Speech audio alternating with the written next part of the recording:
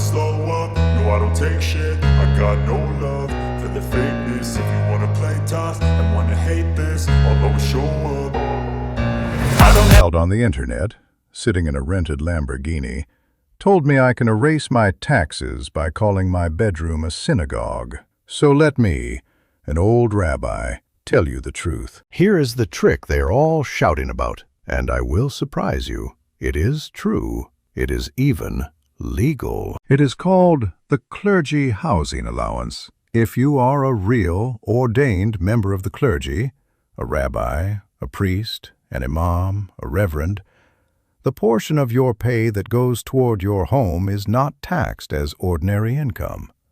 Your rent, your mortgage, your heat in the cold months. For a humble servant of a community who often earns far less than the world outside, it is a genuine blessing. The law has existed for over 100 years, since 1921, back when congregations were too poor to pay a proper wage and simply gave their rabbi a small house beside the synagogue instead. But here's what the boys in the sports cars conveniently leave out. You cannot fake it. You cannot pay $50 on a website, declare your spare bedroom a synagogue, and crown yourself the high priest of real estate. The law is for people who actually serve, who lead a congregation, who teach, who stand beside families at weddings, at funerals, at the naming of a new baby at 3 in the morning. And even then, that housing money still owes its share to Social Security. So no, my friends, it does not vanish like a plate of latkes on the first night of Hanukkah. I will tell you a small story. Years ago, a young man in my community, clever, always clever, decided he would do exactly this.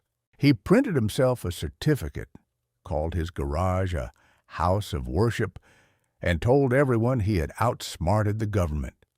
For 2 years, he bragged.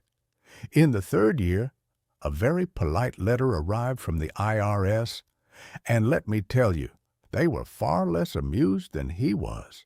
The government, you see, knows the difference between a true house of faith and a man hiding behind one. So that is the famous secret revealed, and honestly, for most of you watching, it is not for you. But do not click away, because the real wisdom was never the loophole. Our sages understood money long before anyone held up a phone, and they left us lessons that actually work. The first, keep your ledger clean. The Talmud teaches that when a person reaches heaven, the very first question they are asked is not about prayer, not about fasting. It is, were you honest in your business? The lesson for today is simple. Keep your receipts. Write things down. The person with neat records fears no audit.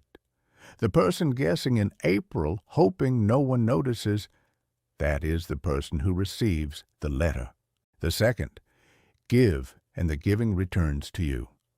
Tzedakah, charity, is not only a sacred duty, it is one of the few honest tricks the tax code itself rewards. Give to a real cause, keep your receipt, and the government quietly shares the cost of your kindness. Wisdom and a deduction in the very same breath.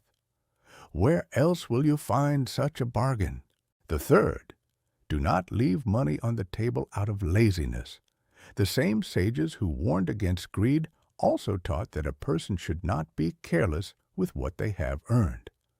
Learn the honest deductions you are owed for your work, your family, your giving, and take them with a clear conscience.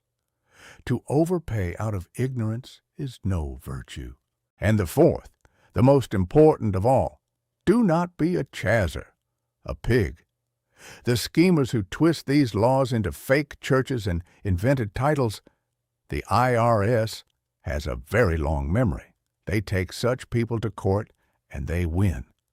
Greed, my friends, is not a strategy. It is only a punishment with a delay. So that is the kosher secret, fully revealed.